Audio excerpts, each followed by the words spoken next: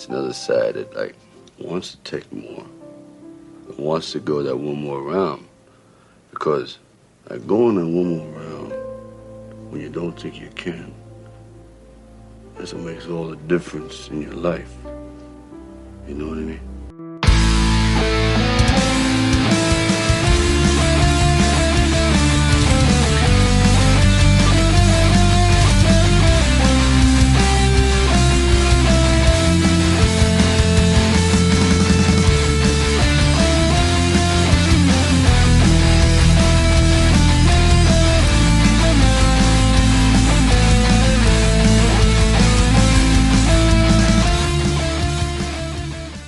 Welcome to another episode of One More Round, the Rocky Series podcast. I am your host, Ryan, and I do not have my co-host with me today, Katie and Kyle. I thought it might be scary for my guest to see three people pound on him at the same time, but I have a very special guest. This is the first time I've done an interview in a while, so bear with me if I'm a little bit rusty, dear audience, but I think I'll be okay. I have with me today Jonathan Decker, who is a licensed marriage and family therapist, but more importantly, he's a Rocky fan. Welcome to the show. Right. Yeah, welcome to the show, Jonathan. How you doing? Hey, yo, what do you think you're doing for the next 40 or 50 years, you know? Surviving. Surviving. Right, as best we can. As best we can. Nice to be here. Thank you for having me. Well, thanks for agreeing to come on. I will just say I do a Rambo podcast as well. So if anyone's a true Sly fan, they're coming to watch this interview because of your fan base, and they're coming to this interview, but they happen to be Rambo fans. I just want to plug that I have a Rambo podcast called It's a Long Road, the Rambo series podcast, and both the Rocky and Rambo podcasts do the same thing. I'm breaking down the movies one scene at a time in order. Each season is the next film in the series. And I invited Jonathan on to the Rambo podcast because I've had rotating guests. That's the kind of the deal with that one. Every episode's a different kind of creator, content creator, podcaster has come on that show. And you're like, gee willikers, I sure like Rocky a lot more. And I'm like, well, I said I like Rambo, but I love Rocky. That's fair. And I would, and honestly, like, if you're wanting to have someone on for like a mental health perspective, the richest film is First Blood. Like, yes. I could talk about First Blood if you want to have me on. The sequels, some of them are a bit more 80s cheese awesomeness, and then early aughts cheese awesomeness, but First Blood has a lot of meat there. But who doesn't love Rambo First Blood Part 2 as one of the best just fist pumping action movies Absolutely. Ever made, right? Yeah, well, if they don't like that, I don't want them watching this show. Go away. If you don't like Rambo First Blood Part 2, we don't need you. No, I'm just joking. That's well, maybe we will. I would like to have somebody talk about the mental breakdown in that final scene. But you know what I mean? Like some of the Rambo sequels are more just kind of fun, awesome action movies. But First Blood is a really rich drama. I mean, it's powerful. And so if you wanna invite me again, I'd say yes. Okay. Well, I will. That will happen. Let's just say that. So we'll save the Rambo and the psychology behind the Rambo character for a discussion on that series. So there's a teaser. Okay. So I'm glad that you came on to this show because there are questions that I will have for you with your background. But before we get to that, why don't we just talk a little bit about what it is you do as a licensed marriage family therapist, and how long you been doing it? You look like you're 30 years old. How long have you been doing this for? Thank you. What qualifies you to tell people how to run a family? What's going on here? I am 42 years old. My bachelor's degree was clinical psychology. My master's was family therapy, and then it was couples and family therapy. And I've been doing counseling for 15 years now. This will be my 15th year since I saw my first clients. And I specialize in dealing with anxiety and depression and trauma in conjunction with a relationship. Okay. My thinking is that if someone goes to therapy and they're getting help for just them, they go home and then they still got to deal with whatever's happening at home. And what's happening at home can undo what happens in 1 hour of therapy versus a week at home. And so I prefer to get the family involved. And so that's my area of expertise. But I've taken it to YouTube. Some of you may know me from hi, I'm Troy McClure. You may know me from. Well, I was going to get to your YouTube channel. You were going to get to that. Oh okay. yeah. So don't worry. But I kind of want to hear who you are outside the channel and your first. Yeah. I'm a husband. I'm a biological father of 4, but a father of 5. I have a stepson from my wife's first marriage. Great. And this last year, because I was preparing an episode about Rocky for our YouTube channel that we'll talk about in a second. But in November, all of my kids and we watched all 6 Rocky films and both Creed films. Because I was doing research for work, Sure. and that's my favorite thing here. I'm just gonna move my camera for just a second so I can grab my power cord. Yeah, we don't want you to die on us. We just started. I've got a trauma clinic called Mended Light that I run and operate with my wife, and I'm an author. I've got a background in acting and stage comedy and other things, but. Yeah. So I want to talk about. I dabble. Well, that's great. Yeah, I'm just a ham and egger, so this is great that you've agreed to come on the show and to come on the podcast. I do want to talk about your channel. I noticed you have 2 YouTube channels. So why don't we talk first about the one that you do? I think you do with your wife, called Mended Light. Is that right? Yeah. So Mended Light is trauma focused, but it's also healthy relationship focused, and that's where I review a lot of TV shows. I look at them through the lens of psychology, and so TV shows, trauma work, relationship work, answering people's questions, things like that. That's the Mended Light YouTube channel. Okay. And then the other one is, yeah, go ahead. Well, I was going to ask which one before. Well, the other one, let's just say the other channel you do is quite successful. What? I have a theory why. I know why. I should say I know why, because Mended Light sounds like it should be maybe as big as Cinema Therapy, which is your other channel. But why do you think there's such a discrepancy between the 2 channels as far as maybe subscriber count goes? Mended Light is doing very healthy. It's got a good subscriber count, but the Mended Light is meant to be more, I guess, more intensely clinical. Okay, I see. I mean, people go to Mended Light because they're looking for the undiluted, and I don't mean that to disparage Cinema Therapy, but Cinema Therapy is very much edutainment. Cinema Therapy is my buddy and I. He's a filmmaker. I'm a therapist. It's like Siskel and Ebert meets Mr. Rogers, and we talk about mental health and psychology and healthy relationships through the lens of our favorite film characters. And the idea is to make it fun and engaging so people don't actually feel like they're learning. And so nobody wants to learn. You learn by accidents. That's the best way to learn.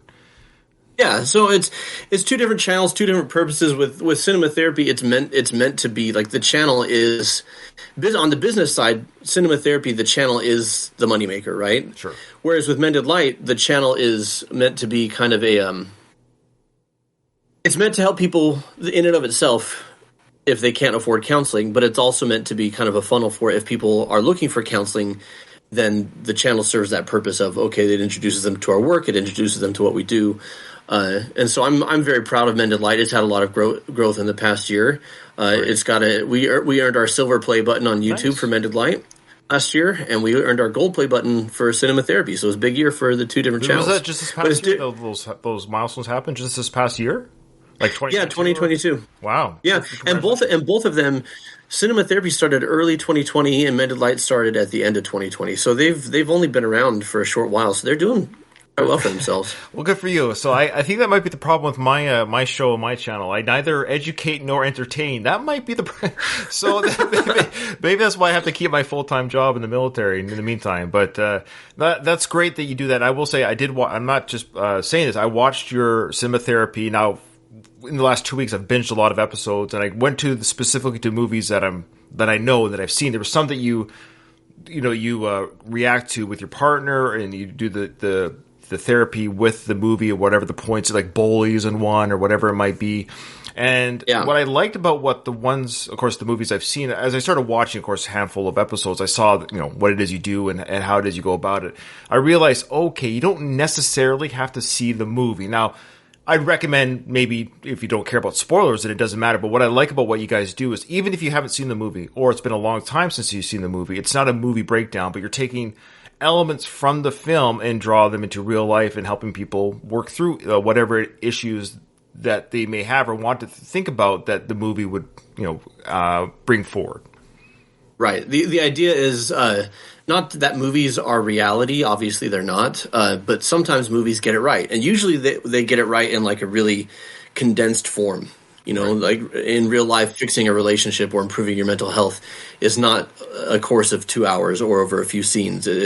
But we can still take that and draw it out and say, okay, what does this look like in real life? And so it's a very film positive channel. There's a lot of YouTube channels that exist to take the piss out of things or to make fun of things or to take shots at things and that's well and generally that's not us. No, you guys are not. Generally we pick films that we find inspiring or that we find motivating or that we find are very well made and well acted and the messages are sound. Every once in a while we'll pick something to say, and here's what not to do. And so we had a blast just completely decimating the Twilight films. That was... How dare you? But that was... Now my fans are going to run away. All my Rocky fans are huge Twilight fans. You know? No. Huge overlap in the Venn diagram there. Right, they're the same people. Yeah. No, that's great. No, that's fun. I was going to say, people that, of course, listen to my shows, we've done movie reviews of Sly's career, of course, and let's just say we take a little bit of the piss out of movies like Stop or My Mom Will Shoot. So that I don't think that's going to be on your channel anytime soon. Stop or My Mom Will Shoot. You guys, that's my challenge to you. No, okay. You should because it is a family. You know what? That is my challenge to you. It's a family drama comedy, I guess you could say, because they got these mother-son issues. This would actually be a great discussion for you guys. Here's a Stallone comedy that actually is good. Oscar, and it's under. Oscar, have you seen Oscar? Okay. Where he. Sorry. Yeah. Who am I talking to? How dare you? How dare you? No, we haven't reviewed it for our channel yet. We're getting very near that review. It hasn't been reviewed on our channel yet, but yes, sir, I've seen Oscar. Yes. Oscar is legitimately funny, and it's got Tim Curry and Marissa Tomei. So what's not to love, right? Sure. It's better than Stop or My Mom Will Shoot. I'll give you that. Who doesn't love Cliffhanger or Demolition Man? I've got a soft spot for Daylight. Sure. Yeah. But I think Copland is among Stallone's best work. Of course. I find like he does macho action really well, but here's like his secret weapon is he's this big, strong guy, and when he goes vulnerable, it's really impactful. Mm-hmm. You watch Copland, you watch First Blood, you watch almost any of the Rocky films, and there's this really cool balance between tough and tender. I don't think he gets enough credit for because it's disarming. It's really powerful when he does it. No, I totally agree. And I don't know if you watched The Tulsa King, the series that came out on Paramount Plus. I haven't yet, but he's a mobster, right? Right, and he displays the myriad of everything you just said. It's like Stallone's doing everything he's good at all at once. He does the tender, funny, and tough guy all at once. It's quite a showcase. He's showcasing all those things you just said in one series. Yeah, that's awesome. I'll have to check it out. You really should check it out. Okay, so I follow him on Instagram, so I see all his posts about it. I just haven't had time. Yeah, well, he's waiting for you. I'm sure he is. Yeah. So I also want to say your name, Jonathan Decker. That's like... I swear Sly has used that name in one of his action films. Wasn't Jonathan Decker the cliffhanger guy? No, I mean, that's like an action film name. I'm sure you've been told this before. Only recently for the first time. This is only the second time I've heard this. Okay, and so... But yeah, I'll bask in that. Sure. I'll take that all day. Sure. There you go. Do you think you could do it? You'd be an action star? In my 20s, I was. And by star, I wasn't a star, but I did make my own action films with my friends. We were... cool. We were specifically inspired by Jackie Chan. Okay. And so we did a lot of our own... they call it parkour now. Back then, it wasn't called parkour. It was just... parkour, yeah. Yeah, no, we were just imitating walls and climbing walls and prop fighting and stuff, and we were just imitating Jackie Chan. Cool. I have a personal YouTube channel that's just Jonathan Decker on YouTube. You can find that, and you can see my stunt reel of what I was like before I got married, had kids, and sat all day every day for a living. Oh, well, stop it! Well, you're doing meaningful work now, so don't sell yourself short there. So. Okay, well, now we're going to talk about your Rocky fandom and your fandom of the Rocky franchise. Of course, I'll have a couple questions regarding your trade, so to speak. So, what is your fandom of Rocky? When did you start first watching it? Was it parents that showed you? Did you discover it on your own? It's hard for me to pinpoint exactly when it was, but I was born in 81, and if I'm not mistaken, my dad showed me like Rocky 3 and 4 when I was a kid, which I still think... those are probably the best Rocky films for kids. That's not to say that they're dumb, but like Rocky 2, and Rocky Balboa especially are more deliberately paced. They're dramas, and I don't think they're slowly paced, but it's more about real world issues, real world emotions.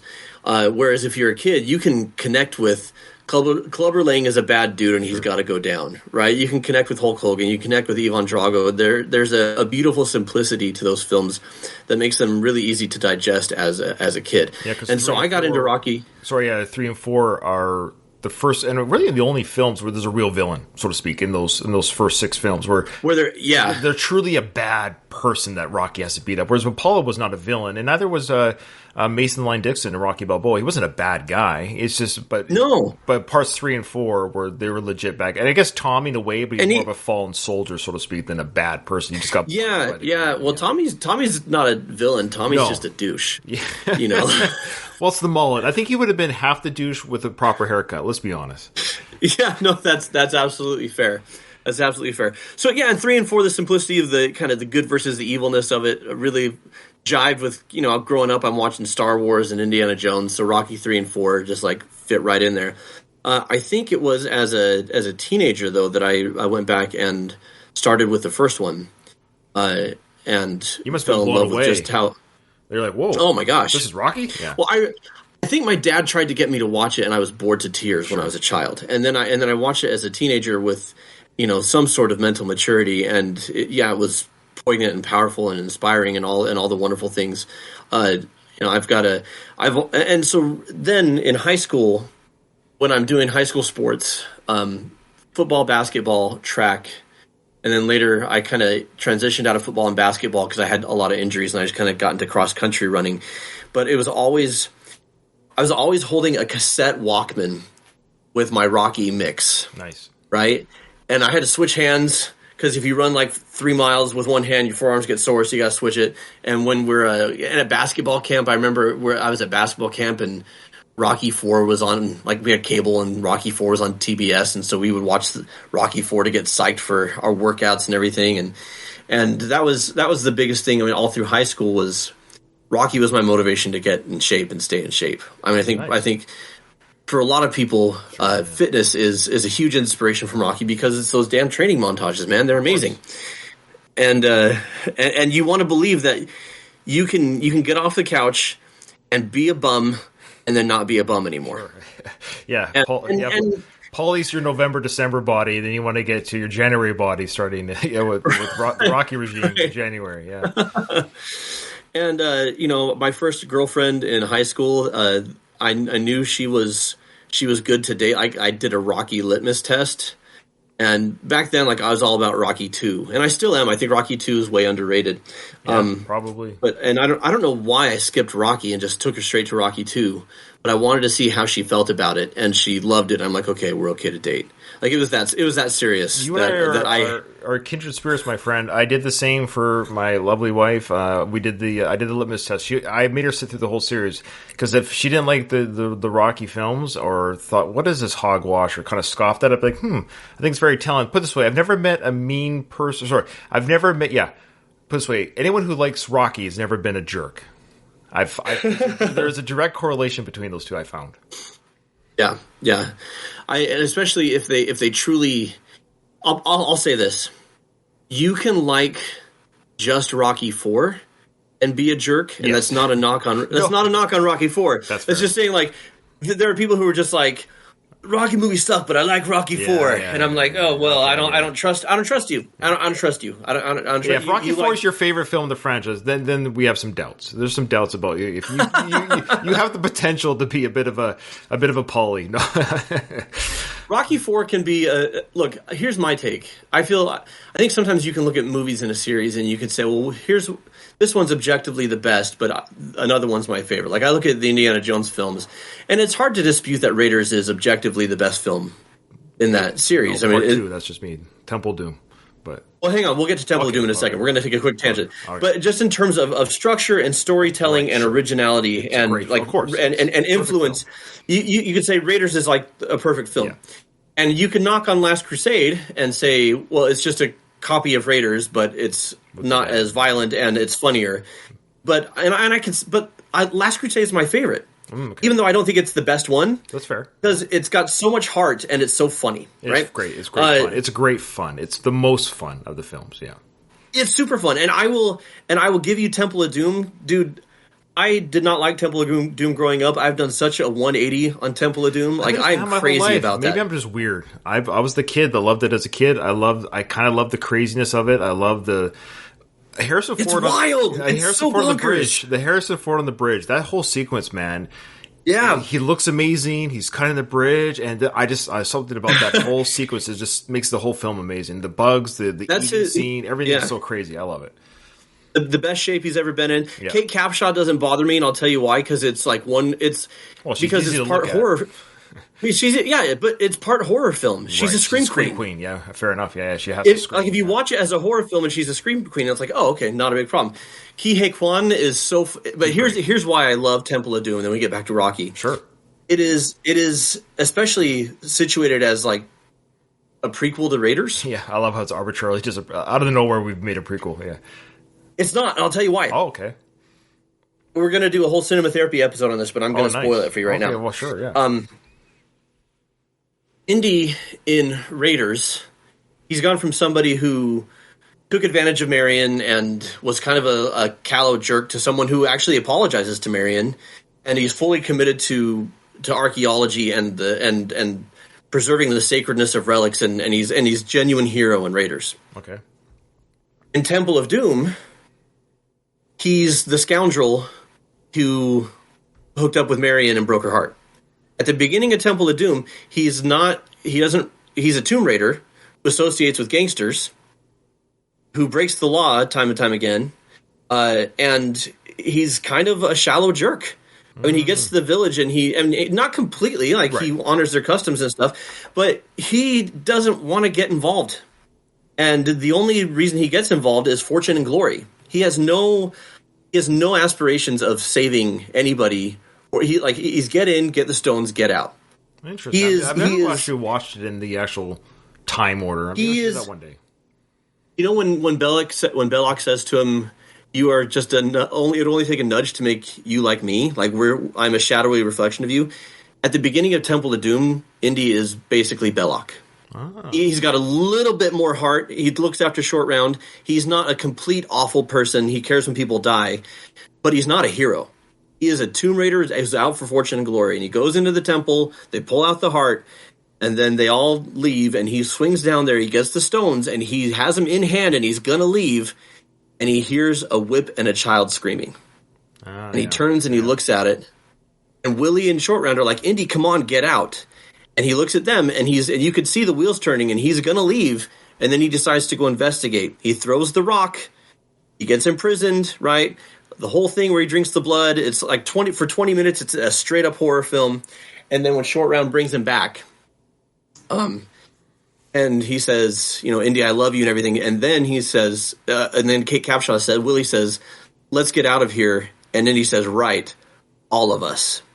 Oh, yeah. And the moment when the kids are being like whipped and pushed, and then like it pans up and you see just the silhouette of Indy and he's ready to kick ass.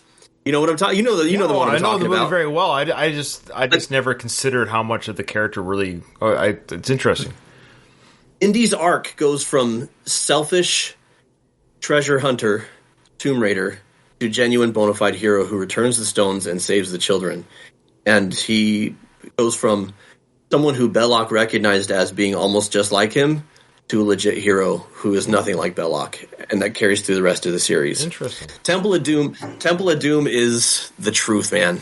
It is an amazing film. I love the film, but I've actually never watched it with that arc and order. I might just, in preparation for the 5th film coming out, because yes, I'm going to have to see it in the theaters, I'll watch it in the order of Temple, Raiders, then Last Crusade. I think I'll do it in that order for sure.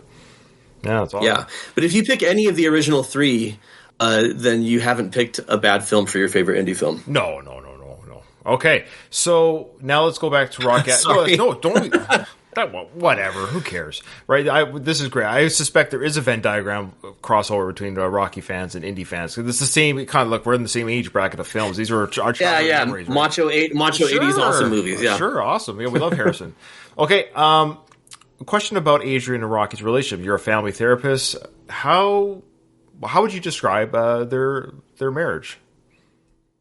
To me, they are one of the great film romances, and even more than that, they're one of the great film marriages, which is even more rare because Hollywood loves falling in love stories, but there's not a ton of staying in love stories and what that looks like. And so I think maybe Rocky and Adrian's first date, not the ice rink, but when he takes her back to the apartment, maybe hasn't aged the best. Sure. She's, it kind of comes from, it's a different era. You watch the old Sean Connery Bond movies and stuff where women, the idea is that women want to, but they can't say yes because they'll be seen as easy, so they have to say no. And now we're like, no, consent is key. That scene doesn't play very well. It's like you take that one scene out for me. But you look at their courtship and you look at how Rocky sees himself as a loser. Everyone treats him like a loser. Adrian sees herself as a loser, and Paulie treats her that way. And when he says that we've got gaps, we fill each other's gaps. And he's talking about emotionally. He's talking about in terms of personality, where she's weak, he's strong, and where he's weak, she's strong, and how they're a really cool yin yang. And there's a tenderness there and a sweetness there, and an almost fearfulness there on both of their parts when they're dating, that this is too good to be true because none of them have ever really been loved like that before, right? And so Rocky is freaking beautiful for that. And then you get into their marriage and Rocky too, Adrian, watching that as a kid, as a teenager or as a young person, I'm like, oh, come on, Adrian, let Rocky fight. I want to see him fight. Why are you holding back the movie? And now I watch it as a husband and as a father and as someone whose body has broken a couple times in different ways. And I'm like, oh, Adrian's concerns are totally valid. Sure. But the way she supports him, the way, first of all, that he's willing to give it all up for her. Right. And the whole, some people think the scene in the hospital where he's praying and where he's reading to her by her bedside is slow, but I think that's some of the most beautiful stuff in the entire series. And then when she wakes up and says "win," like who doesn't get the chills, right? That's the best. Yeah, we kind of have to go through that little bit of a mire of a sequence just to get to the win part because it just feels like you're freed, for sure. But that's the thing. Here's the thing. It has to be a long, drawn-out, emotional scene so that win hits as hard as it does. You rush through it. I felt the same way. You ever see the movie Hot Fuzz? Oh, yeah. I love that film. Okay, here's the thing about Hot Fuzz. Most comedies have no business being as long as that movie. That movie is 15 to 20 minutes too long when it comes to a comedy. And and like 2/3 of the way through, it starts to feel like it, right? And it starts to feel like, oh, where is this even going? But when you get to the moment where he's in the gas station and he sees the action DVDs, and then when he finally unleashes like all the action hero stuff and he suits up and everything, you realize that if they hadn't stalled a bit, you wouldn't have felt the rush when it hit, right? All right, nice. So I see it's a deliberate pacing thing. So in Rocky 2, like I think the whole thing at the end, Yo Adrian, I did it, and I think Talia Shire, like it's just beautiful to me, like those 3 seconds where she just claps and says "I love you" twice. She's just so happy for him. And then you get to Rocky 3, and Adrian's a badass. How'd you get so tough? Like I the whole scene on the the whole scene on the beach is exactly what he needed. It's a swift kick in the pants. I think Rocky 4 in its original cut does a huge disservice to Adrian. She becomes a shrill nag who is just kind of reverted back instead of being the person who's in Rocky's corner. And I think the Rocky 4 director's cut goes a long way to giving us Adrian back. Nice. Yeah, there's a lot more Adrian in that cut, yeah. Well, not just more Adrian, but she felt like Adrian, Okay. Even just some of the different edits or the different beats or the different takes they used, she didn't come across as someone who's just saying no all the time. She came across as somebody who, like she had insights into Apollo's motivations that were spot on, and you feel more keenly that it's not that she doesn't believe in her husband. She literally just watched a family friend get killed. Yeah, by the same guy that he's now challenging. It's like, what are we doing here? Yeah, it's very dangerous. Yeah. Yeah.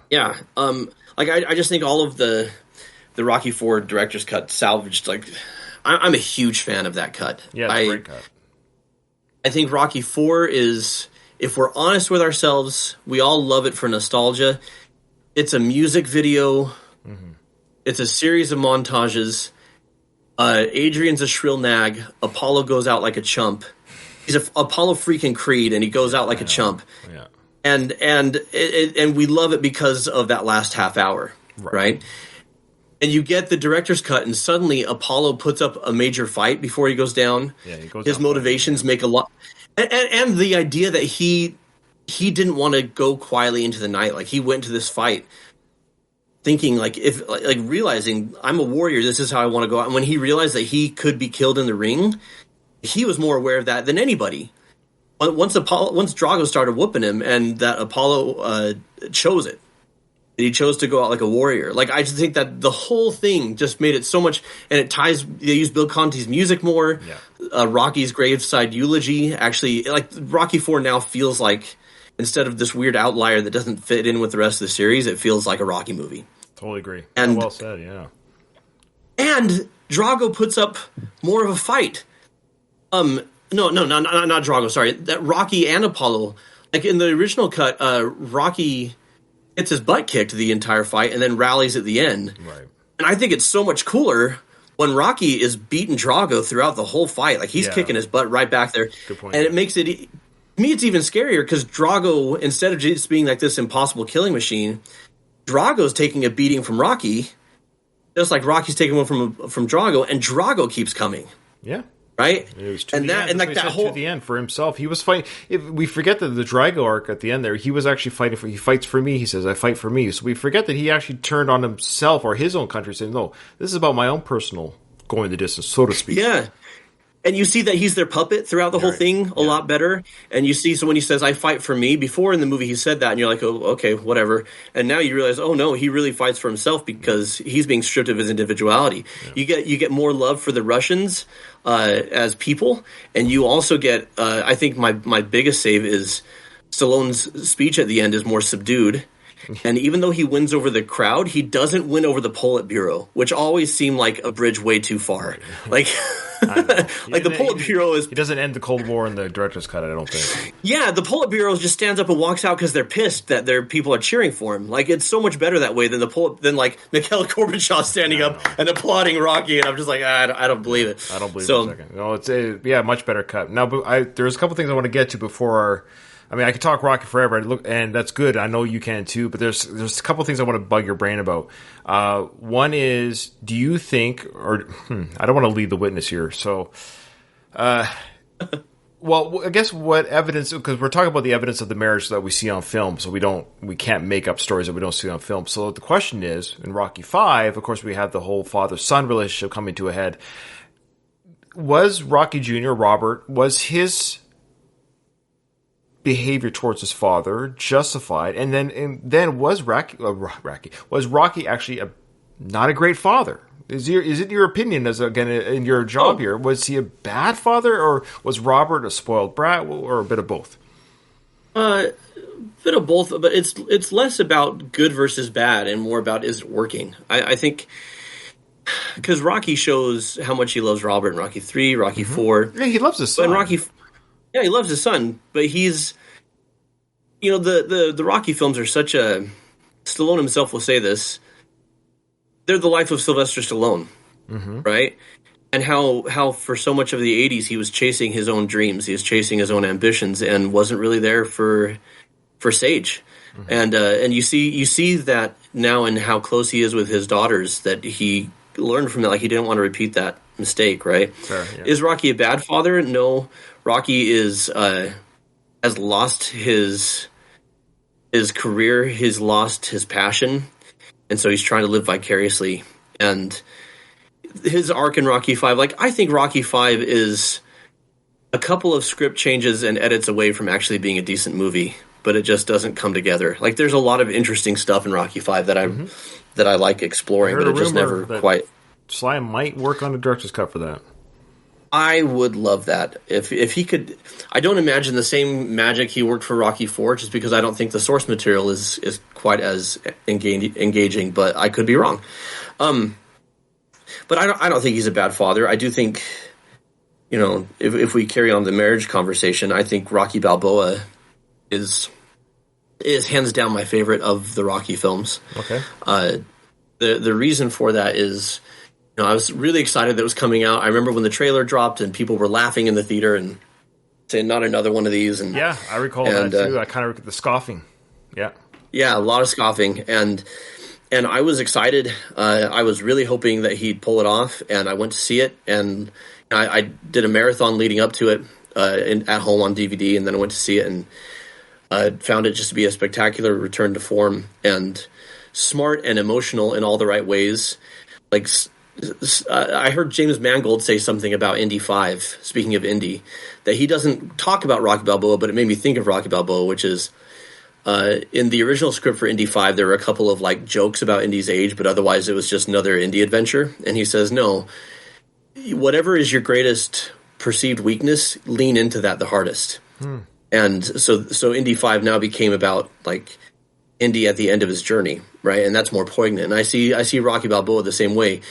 Stallone is well aware when he writes that script that it's a laughable idea. So he has characters laugh at him, right? And he very wisely doesn't make it against some larger than life villain. It's Mason the Line Dixon, who's a good fighter, but he's unproven against anybody good, and Mason doesn't take the fight seriously. And Mason breaks his hand, and like a bunch of other stuff happens. Right. And then Rocky doesn't win the fight. Right. Like it all coalesces because it's really just about catharsis of grief, right? I saw the film, loved it. 3 days later, and the last conversation I had with my mom in this life is I called her out leaving the theater to tell her how much I enjoyed the film and just to talk with her about it. And 3 days later, she was dead. Suddenly, it was not foreseen. Wow. And so I went home, we had the funeral, and while I was home, my dad and I literally went around Mesa, Arizona, where I'm from, and he showed me different places they went when they were dating, the apartment that they lived in when they first got married, like a bunch of other things. And of course, I think of the film that I just saw a week and a half before. And I said, Dad, we should go see Rocky Balboa. And he's like, isn't Adrian dead? I'm like, yep, it's about a father and son mourning the loss of the wife and mother. He's like, that seems like it's probably too soon. And I said, trust me, Dad. And we went, and it was a very healing experience. The whole speech, it ain't about how hard you hit, it's about how hard you can get hit.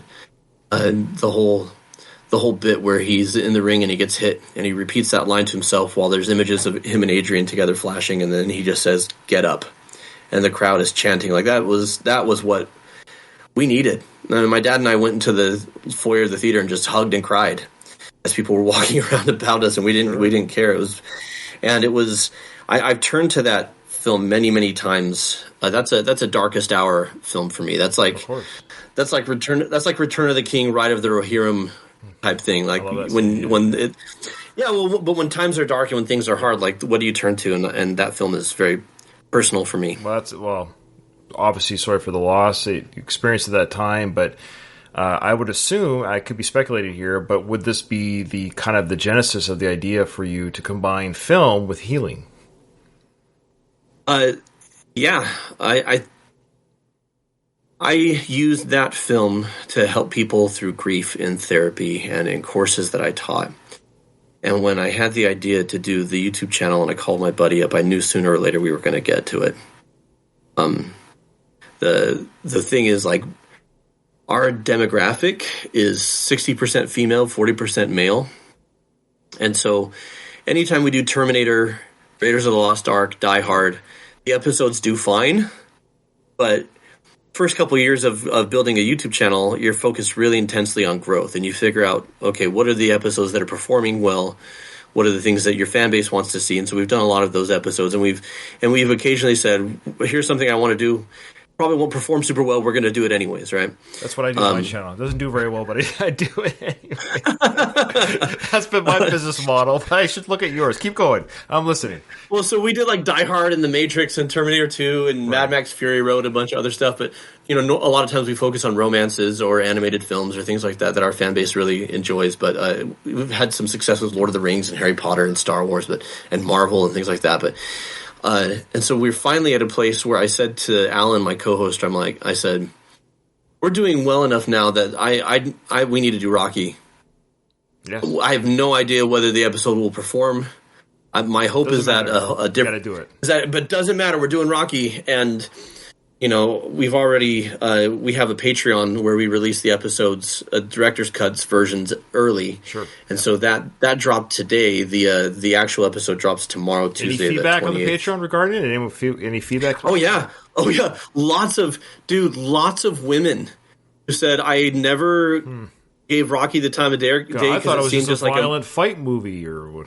And they watched our episode, and we keep getting comment after comment of I'm going to watch the Rocky movies now. Nice. Awesome. Because our episode is Rocky and healthy masculinity, right? Oh, the idea of that's the theme of this one. Okay. Yeah, so masculinity being that strong, protective, aggressive, providing energy, right? And how do you balance that with so that you're not a total jerk? That's great. I think you need to have because masculinity. Yeah, I know. Yeah. Because masculinity is a wonderful thing, but what do you have when it's just the strength and the determination, and you just have the aggressiveness and the competitiveness? You've got Clubber Lang. Or right? like Adrian said in part 5, you gave him everything, but you can't give him your heart. Yeah. Right?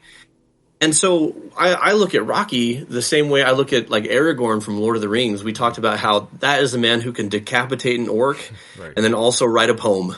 Yep. And so we look at women get weak in the knees for that kind of man. I know it. I hear it. My co-host Katie on the Rocky podcast. That's why she loves Sly and the Rocky character so much. As a female, she finds him handsome, strong, but also because he's an animal lover, he's tender and great to his wife. All those are endearing things for, of course, a female base for sure.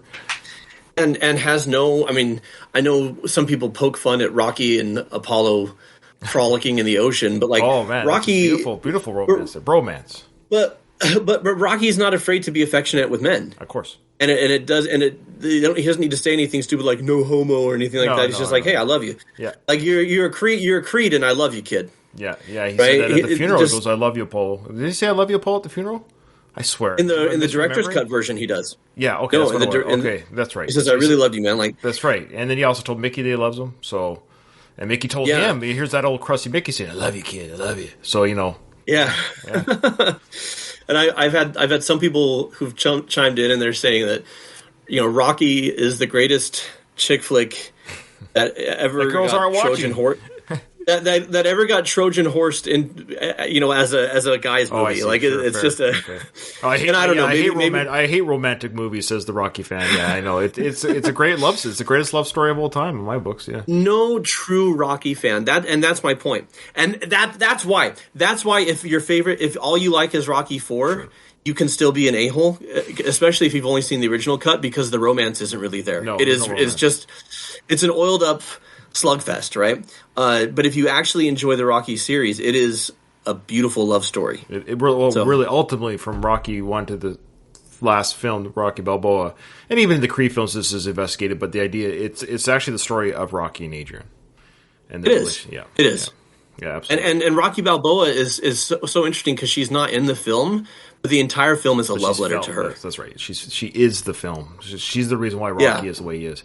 Now, before we close, I do have a kind of a big question for you, and I can't say too much because I don't want to.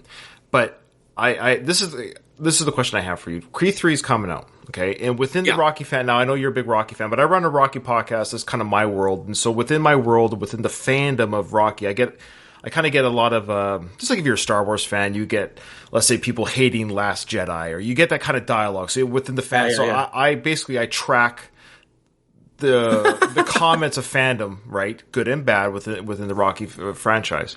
And Creed 3, of course, as you know, does not have Stallone in it. I think he might be executive producer by name only on the film, but he has no involvement whatsoever on the film. He didn't do anything to the film. I think. It's not really a spoiler, my understanding. I think the word Rocky is said once in the whole film. I haven't seen it yet. I'm going to see it. Now, here's what I want you, for those who actually got this far in the show because of me, but I'm getting to the Creed 3 talk. There's a lot of toxicity within the fandom where the fans are being divided about if you see Creed 3, you are somehow betraying Sly. And the Rocky, I know, you should laugh. Okay, so, but this is a real discussion. See what I want, damn it. Okay, so there are gatekeepers within the fandom who truly kind of celebrity worship Sly to the degree that because of his non-involvement in his back, I don't know if you know about behind the scenes drama between him and the Winklers. Yeah, no, I know all about it. Sure. Okay, so again, look, like I've said, I love Sly. I love the Rocky films. I'm a fan of his films. But Sly doesn't care about me. He doesn't care about Ryan. And, like he doesn't, does he worry about my personal life? Is he worried about the things I go through at work? At the end of the day, him being an actor is just his job. Guess what, folks? It's just a job. And he got paid a lot of money for a job. I also have just a job that I don't get paid a lot of money. And he doesn't give a flying F about my job. But there's a lot of fans who get really invested in his drama that he's dealing with on his own through his whatever, and they have actually said that if you see this film, you are betraying Sly. And so I was actually accused by a fellow person who's big in the fandom, won't say their name. They said that I wasn't a Rocky fan because I want to see Creed 3, and that even though I dedicated a whole podcast to it for years, and that I'm betraying Sly and that I'm disgusting. Okay, so my question to you is, what would be your professional advice to the fandom that are toxic? And now this would be for any fandom, because you see Star Wars. So what do you say to people? What is a healthy approach to disagreement within a fandom? There you go. So that's the overall. What would you say is your medical professional advice for those people? Okay, really fast. You can't betray someone you don't have a personal relationship with. That's the definition of betrayal. Oh wow, if you don't have great. I love that. Can you say that again, please? You can't betray someone you don't have a personal relationship with. That's not a betrayal. So I don't have, for example, I don't have a personal relationship with Sly. Yeah, well, and even if you did, like, you can go see a movie. Listen. Okay, my co-host Alan and I are both big Star Wars fans. Okay, and this is so I'm going to talk about gatekeeping writ large for a second, and then we'll go into Rocky. We're both big Star Wars fans. He is extremely critical of the prequels, of the sequels, of a lot of different things of Star Wars. Sure. And I, on the flip side, am very forgiving and lenient. We actually agree, for the most part, on what the weaknesses or the flaws in Star Wars is, but he gets upset about it, and I am, like I said, I'm forgiving and I let it go. But it's for the exact same reason, which is we both love Star Wars. Okay, yeah, that's great. Right? I'm forgiving of it because I love Star Wars. I just love to hang out in that universe. I just love to be there. In my mind, Star Wars is like pizza. Like it's very hard to have actually bad pizza. You can have mediocre pizza, right, but it's still pizza. Frozen and you pizza, can have amazing pizza. Frozen pizza, $5 frozen pizza. It's frozen pizza. It might not be the deluxe you get at a nice restaurant, but it's pizza. Yeah, I got you. For sure, right? Whereas he's like, I know how great it can be, so I demand excellence from Star Wars, right? So and I think they're both valid. Should be good because pizza can be good. And we've had good. Right. So why are we doing every pizza the big way? Yeah, okay. I think pop culture and media, it's important to love things, to connect with things, to be inspired by things. But the fact is, like, nobody has to like all the same stuff. Like, even when we roasted Twilight, we took pains on our show. We took pains to show respect to the Twihards. Sure. And our thing not was to insult the fans, not to insult them as people or their fandom. I specifically said, look, I'm talking about Twilight as a relationship expert. These relationships are toxic. Right. If you enjoy Twilight as a guilty pleasure, enjoy it.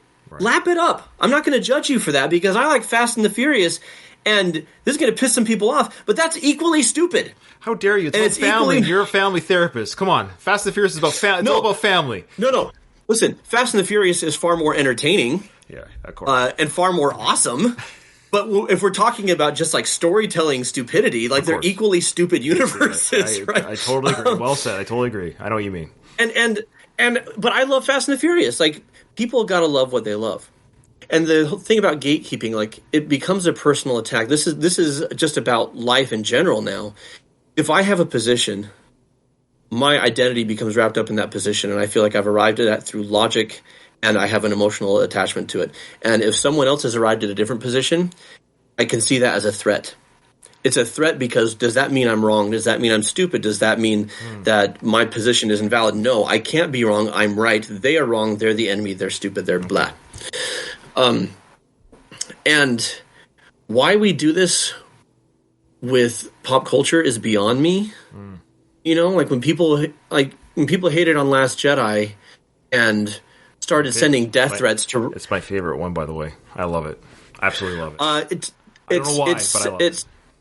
Oh no, we can have that conversation. I think it's a different time, but people hated on Last Jedi and they start sending Rian Johnson death threats. Yeah, it's insane. Death threats that he ruined Luke Skywalker. And people are sending death threats to Zack Snyder that he ruined Superman. And I'm sitting here going, if you're going to threaten to kill somebody over a fictional character, it's you who don't understand Superman. It's you who don't understand Luke Skywalker. These characters that you revere are supposed to inspire goodness, and you're going into toxicity. So I look at Rocky, right, and I look at a character who saves it for the ring, but even in the ring, look at him with Mason Dixon.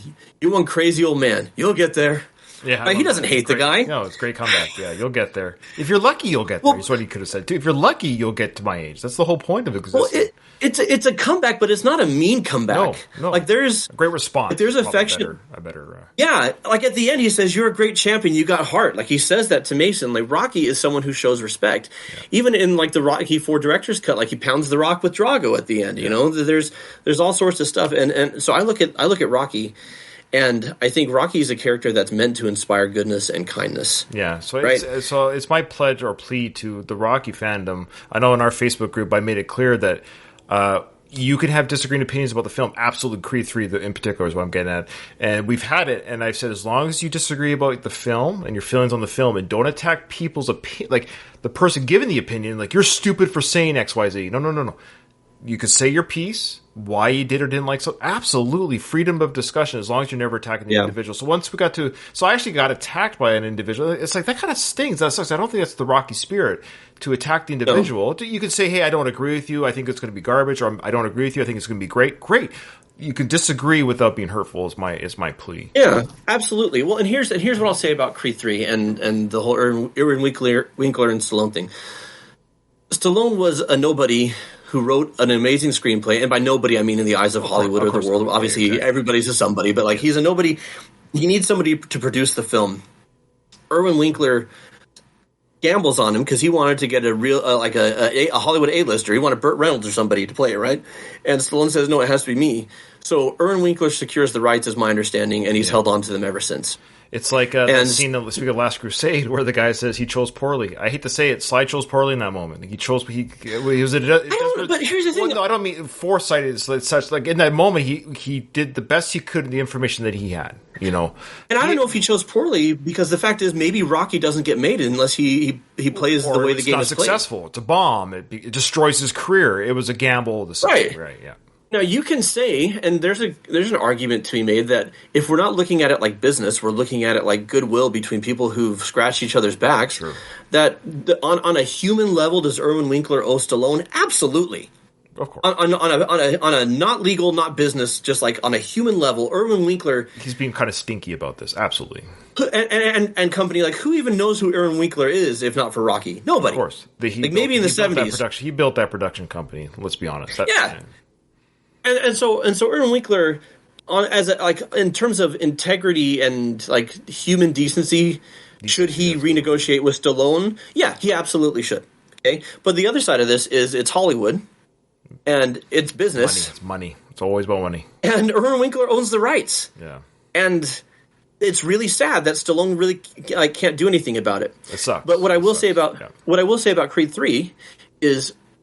I cannot believe how many people who say they love Rocky are not having this conversation. Stallone said goodbye. He did. There's a YouTube video floating around. Your turn, kid, right? He says it's your turn. Yeah. And he reconciles with his son, and he's with his grandson, and Rocky has a peaceful, happy ending. I thought it was after the loss of Adrian. It's beautiful. Yeah. But not only that, there's the YouTube. You can find it on YouTube, or you can Google Men's Health. Stallone says goodbye to Rocky Creed 2, and there's a whole article, and you can see the video where they're filming in the desert, the training montage, and Stallone says, this is probably my last time for Rocky, and I want to thank Ryan Coogler and Michael B. Jordan and all these other people for giving him extended life and the things that we could do together and passing this on to the next generation. And he lit Stallone. I hate to say this because I love Stallone. Yeah, I got you. But he straight up said, I'm done, and now he's being butthurt about it, and he's throwing shade at Creed 3. And I think that's – and I personally think I don't think he's out of line because of the whole Irwin Winkler thing. I mean, I think I read he said, I love Michael B. Jordan. If he wants me in Creed 4 and Irwin Winkler's not involved, I'm there. Yeah. Like, it's definitely... So it's not a Michael B. Here's thing. the thing. Yeah, it's just the No. Winkler situation. Yeah. But even if none of this drama were going on, I watched Creed 2, and at the end of that, I'm like, okay, so Creed 3, Rocky's not going to be in it. Yeah, that's like, that is how... That's that kind of is, a natural progression. Yes! Yeah. And so I'm like, and he's not Mickey. He didn't have to die for it to happen. He got to go off and have a happy ending. And so, agreed. As far as Creed 3, I'm super excited because they did the work to make me care about Adonis, to make me care about Bianca. You know, I care about these characters. I'm excited to see what happens. As long as she doesn't sing in the third one, that's all I ask. Come on. No more singing. No more singing, please. That's a you thing. I'm not gonna say enough of that. I am. I'm gonna say right now. I don't want her singing. Like, bring in Frank Stone. That's. Come on, bring in Frank for singing. So look, they want to name drop Rocky, and have his poster in the gym where Adonis is training, and then otherwise just it's 8 years later. He's got Tony's son has been training him. You know, all these different things, and it's. I think I personally have no problem with that. I will have a problem if, like they mentioned offhand, that Rocky died, which I don't think they're stupid enough to do. I haven't seen the film. I haven't watched the trailer yet. I've avoided all spoilers. I haven't watched the trailer. It looks good. I mean, if they do the trailer looks good, and I've heard the reviews are good. I just want to go in blind. I'm going in very blind. Is what I'm saying. Look, this is what people are saying about Rian Johnson and Star Wars, which I'm like you. I like Last Jedi, but a lot of people who didn't said actually Rian Johnson's a great fit for Star Wars if he's working with original characters. They think he shouldn't have touched Luke. He shouldn't have touched Leia. Like he shouldn't. He's a great storyteller. But maybe give him. He's a great storyteller. Yeah, don't mess with these classic characters. Go in and do your own thing, and you can go in any direction. And so I look at Creed 3, and I'm like, this is what everyone thinks Rian Johnson should be doing in Star Wars. Like, do whatever the hell you want with Adonis and Bianca. Tell a darker story. No lore legacy that we're wrecking. It's just Adonis Creed. Yeah.